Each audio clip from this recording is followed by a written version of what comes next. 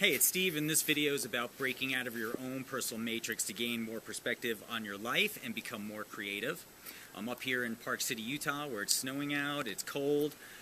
All the videos that I've done so far have been in the sunshine and the warm weather, so I figured I'd try this out as an example of how you can kind of mix things up, or how you should mix things up in your life. Every once in a while you have to kind of break out of that own little bubble that you've created, your own little world. You know this experience when you've gone on vacation before. You probably feel like you've got a better perspective on things because you're not so close to it.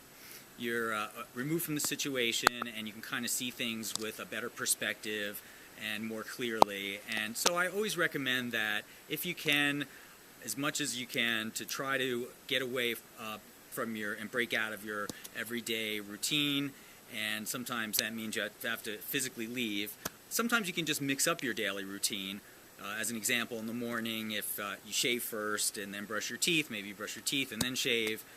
I know it sounds trivial, but just by mixing things up, you can keep it dynamic, keep yourself more creative. It helps you become more creative when you mix things up and try to break out of conventions and don't follow patterns and rules. So anyway, I like to leave every once in a while and challenge myself. I'm not a big fan of the cold weather or the snow.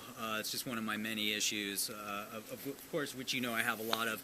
But I come up here and it's fresh air, and it kind of helps clear everything out. I kind of forget about everything that's going on back home, all the stress and strain of life, and then when you go back, you have a much better feeling about yourself. You have a much better perspective on what's going on. You feel recharged, and I think it's a good thing to do that.